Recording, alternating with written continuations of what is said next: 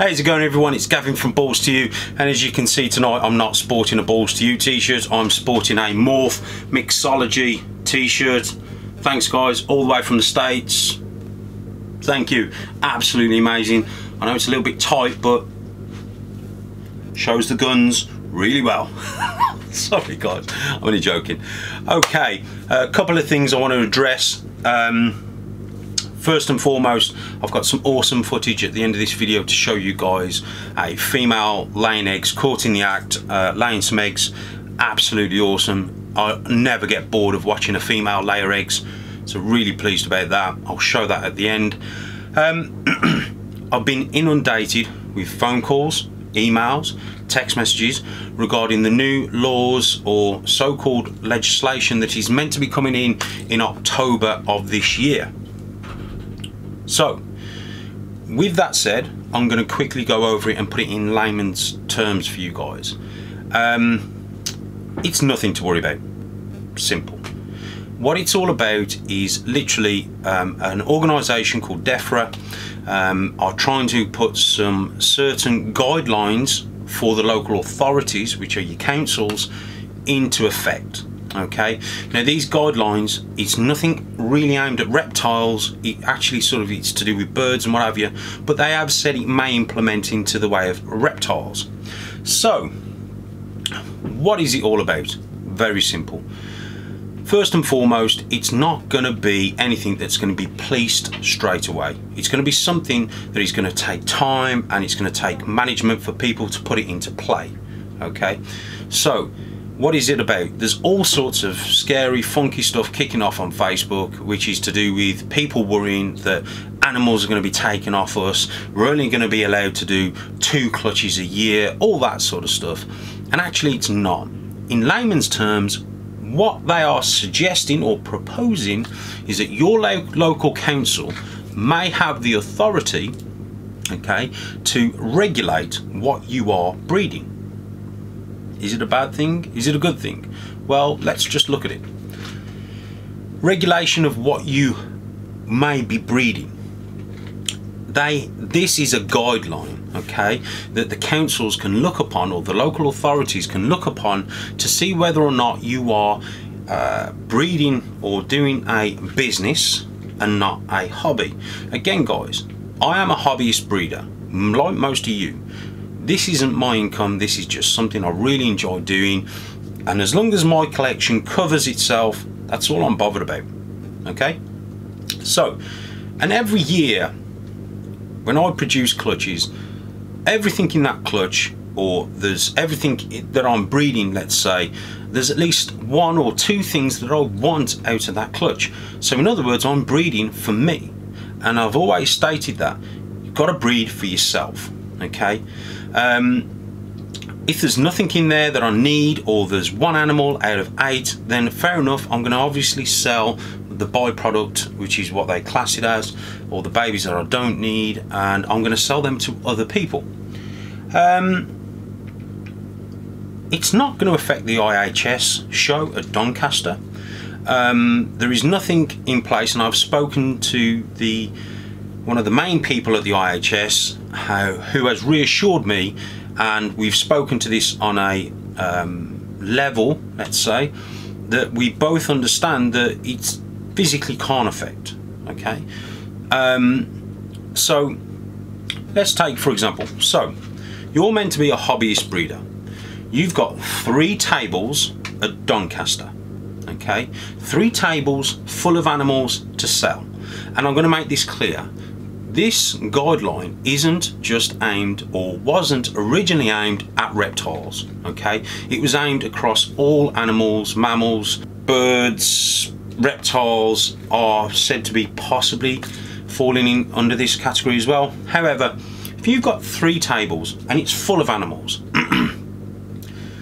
if the council was to come in, or the local authority, and say to you, okay, Mr. Gavin at Balls to You, can you prove to me that these animals are a byproduct of your breeding? In other words, you are going to look very suspicious if you've got loads of animals for sale, and you're claiming to be a hobbyist breeder, but yet you're selling loads of animals. Now, if you've got 1 or 2 tables and you've got a few animals that you're selling, they're not going to look at you in any suspicious way. What it is aimed at is people who are running a breeding hobby or a hobby of breeding as a business without declaring it.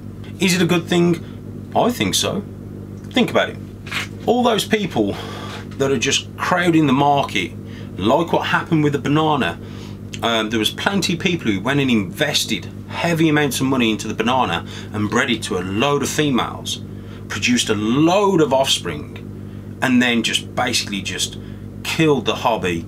Okay, so rather than us enjoying the banana or the coral glow coming through, they just basically just bred the hell out of it, and then before we know it, we've got bananas everywhere.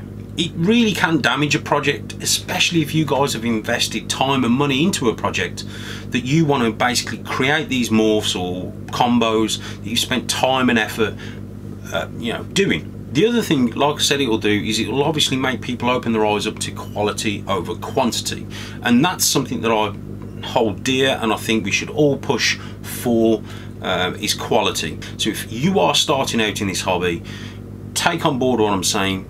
Buy with your eyes, not with a price tag, and just buy the quality. Ask yourself, is that morph the best example that I have found? Because I tell you now, whatever you put in, you'll get out. And what you get out will be 10 times better, and you'll never believe that that animal could have produced this beautiful offspring, and that's because you have taken time to sort out the quality. So back to the legislation. Again, it's just a guideline.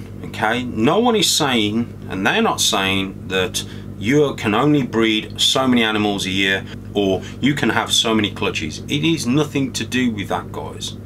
It's just something that is going to be put in place, possibly, no one's saying it is, possibly going to be put in place to help the local authorities sort of regulate what's going on in their area. Not a bad thing, I don't think. If you think about it, if you had to register as a breeder, I'd do it. I've got nothing to hide. I would do it. Because guess what? Now when I've got animals to sell, I'll be able to turn around and say, I am an honest person. I am a person that is regulated by this governing body. They can come round and inspect my animals, any type of inspection. I am 100% transparent. Because that's what I see it as. Because if you was registered as a breeder, they would come down and do inspections. Got nothing to hide. If you've got something to hide, then yeah, worry. But again, it's not saying it's going to come into play. I can tell you as well, even if it did, it would take almost 3 to 4 to 5 years for them to come up with a policing solution of how to deal with it and how to police it and how to fund the enforcement officers or the animal welfare officers to come round and do their checks. Money doesn't grow on trees, and councils and local authorities do struggle with budgets. As you're probably all aware, those who follow politics, the budget is a major thing and they've only got so much to spend. Unfortunately, animal welfare isn't at the top. If we regulated ourselves by breeding quality, by not going OTT with stuff, then hopefully it won't draw attention to us in the hobby, whether it be reptiles, birds, dogs, mammals, whatever. If we draw attention to ourselves, then yes, they're going to start looking and hunting for us. But if we don't, and we do things correctly, and we do things right, then we've got nothing to worry about. So with that going forward, it's not going to affect the IHS show at Doncaster. I've had that conversation with one of the top guys from the IHS, and also while we're on the subject of Doncaster and the IHS, it has also been put to me that the sale and displaying of the spider gene is banned, obviously, as well as the jag gene in the carpets. Very sad, I know. I'm still fighting it as far as I'm concerned. We should have more. There's more issues there, let's say, that need addressing as opposed to a morph. Okay, so if I was to address anything, there would be this issue, that issue, and then maybe the spider issue or the wobble or defect animals, let's say. Okay, so there's a few more issues above that that need addressing, but you know, unfortunately I don't have the say. So you can't display or sell anything with a spider gene in it, so that be single gene spiders or combos. Can't be done. But what you can do is, if you've got an animal that's got a spider gene in it or the JAG gene, you can actually do a sale days or weeks before the show, take it to the show and use the exchange room as a place of exchanging the animal. My advice to you guys would be, make the sale, get the money beforehand, and then exchange via the exchange program. Or how it works is, you take that animal to the exchange room, they will give you a token or a ticket. You take that ticket away to your table, the person that's put the deposit down on that animal, they'll come to your table, give you the rest of the money, you will exchange the ticket and give them the ticket, they will go to the exchange room and pick up the animal. Okay, that's the correct way to do it. I've also heard that on Facebook people are saying, I'll meet you in the car park, we'll do it there, you know, we'll exchange that. It sounds a bit dodgy, do you know? Selling reptiles in a car park doesn't do our hobby any good, really. Okay, so my advice would be, guys, if you are going to do the sale of a spider gene combo or a JAG gene in the carpet pythons, just do it correctly. Yeah, remember what I said, we don't need any more negativity drawn to our hobby. Let's do things right. Okay, do things correctly, get that deposit, get that snake in the exchange room, exchange the money and the token, let that person go to the exchange room and pick up the animal. One thing the IHS have requested is that if you have got an animal that you are going to pick up from the exchange room, just wait before you leave. So in other words, if you go to the table and you get that ticket, don't go and get it there and then and take it back into the show. Get it on the way out. That's just a request that they've put forward for me, just to tell you guys, for those in the UK, if you are going to do it, just make sure you do it at the end. Okay, so without further ado, I'm going to play the video footage that I've got of the female laying eggs. Again, guys, you are all amazing, you are all fantastic. I thank you all for your support. If you want notifications, you need to hit that notification bell of when I upload. I've got loads of videos up on there that I'm releasing slowly. And again, if you're not a subscriber, subscribe, guys, because I've got some awesome clutches coming. Okay, don't miss out. But yeah, for now, you're all amazing. Love you all. Thanks for all your support. Take care, everyone, and I'll speak to you guys soon.